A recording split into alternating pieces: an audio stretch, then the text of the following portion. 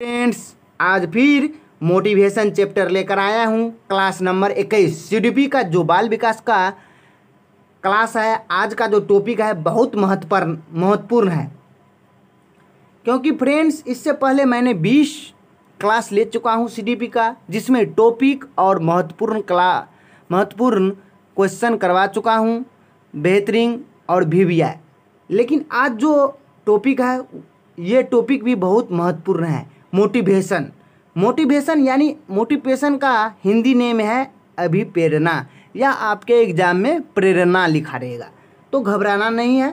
तो चलते हैं, अभिप्रेरणा क्या है। अभिप्रेरणा एक ऐसी आंतरिक शक्ति है या बल या जोश जुनून होता है जो व्यक्ति को लक्ष्य की ओर ले जाता है। या देखिए, कहने का अर्थ हुआ अभिप्रेरणा का, मान लीजिए शक्ति और बल लक्ष्य की ओर। आप किसी लक्ष्य की लेकर तैयार, जैसे रेलवे और ग्रुप डी, चाहे टीचर बनने के लिए तैयारी कर रहे हैं आप सीटेट के भी, तो आप एक लक्ष्य रखे हुए हैं जो नहीं 120 क्रॉस करना है, 120 प्लस लाना है नंबर। तो जुनून है, क्या है, लक्ष्य है जो हमको 120 की ओर। तो आंतरिक यानी अभिप्रेरणा से मतलब मोटिवेशन से जुनून है जो नहीं हमको 120 से 120 प्लस करना है सीटेट में। तो यही होता है आपका अभिप्रेरणा।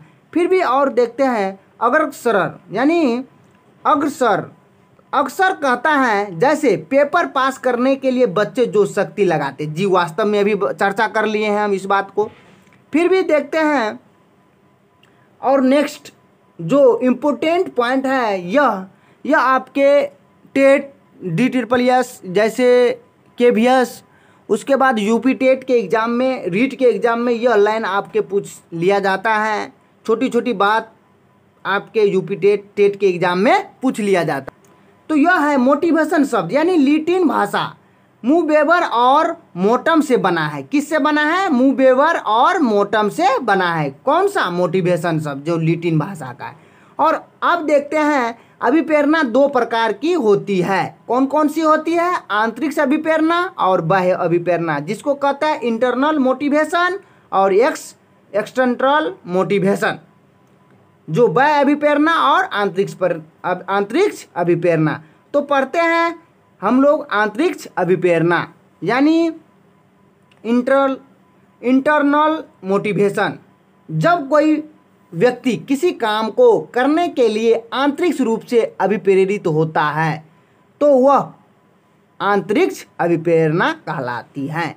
जैसे देखिए, अगर कोई अपनी मर्जी से टीचर बनना चाहता है तो वह आंतरिक रूप से अभिप्रेरित है। कैसे न?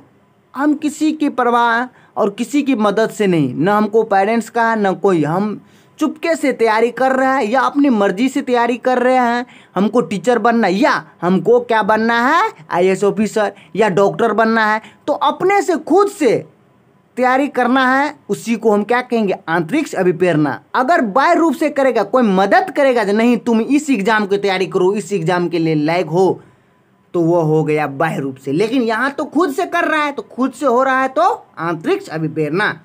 तो अपनी मर्जी से करेंगे तो उसको हम क्या कहेंगे? आंतरिक अभिप्रेरणा। अब देखते हैं बाह्य अभिप्रेरणा, एक्सटर्नल मोटिवेशन।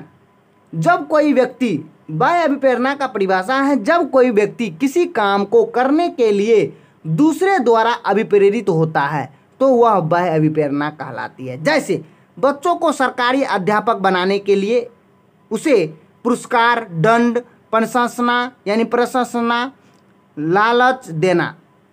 कहने का अर्थ हुआ इस परिभाषा का, आप सरकारी अध्यापक या सरकारी टीचर बन रहे हो, ठीक है, तो आपको मोटिवेशन दे रहा है गार्जियन, नहीं बनो, मैं आपको यह एग्ज़ाम निकाल लीजिएगा तो आपको मैं लैपटॉप दूंगा, कार खरीद के दूंगा, या आप कहेगा डॉक्टर बन जाइएगा तो आपको हम कार खरीद के देंगे, बुलेट खरीद के दूंगा। तो यह हो गया क्या? पुरस्कार, यानी पुरस्कार के लालच में। तो बाह्य रूप से हुआ ना। दंड, अगर कोई बच्चा नहीं पढ़ता रहता तो उसको मारता है, पीटता है, नहीं तुम अगर पढ़िएगा तो तुमको हम दंड देंगे, बाहर भेज देंगे, नहीं तो खेती करवाएंगे, किसानी करवाएंगे।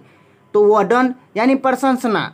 तो प्रशंसा जो करेगा, प्रशंसा जो व्यक्ति, मान लीजिए अभी मैं चर्चा करता हूँ, मान लीजिए अभी गाँव में कोई का लड़का किसी का लड़का अगर डॉक्टर बन जाएगा तो कितना होता रहता है गांव में प्रशंसा, जो नहीं इसका बेटा बन गया ये, या नहीं अभी आप डॉक्टर बन जाइएगा ना तो तुरंत आपके पड़ोस वड़ोस के लोग आइए मेरे दरवाजे पे चलिए, मेरे बच्चों को भी मोटिवेशन कीजिए, चाय पीजिए, खाना खिलाएगा, चाय पिलाएगा, उसके बाद नाश्ता करवाएगा।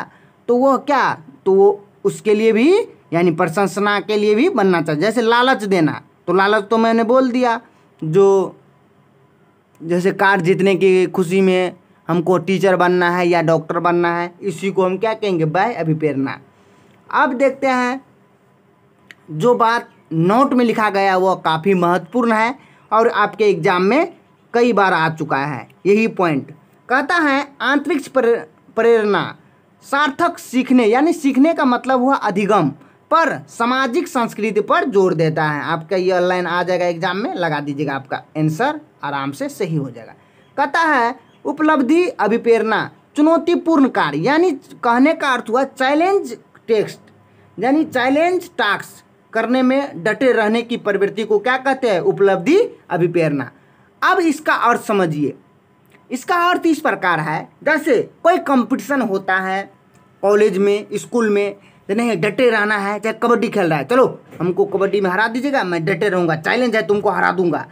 या सर कहेगा नहीं, टेस्ट लेगा, अगर कोई बच्चा को एग्जाम ले रहा है जैसे स्कूल में, तो बच्चा क्या बोलेगा, नहीं तुमसे हम 10 नंबर फाजिल लाएंगे, तो चैलेंज हो गया ना, तो चैलेंज दे रहा है, तो उसी में डटे रहने की उपलब्धि को हम क्या कहेंगे, उपलब्धि अभिप्रेरणा।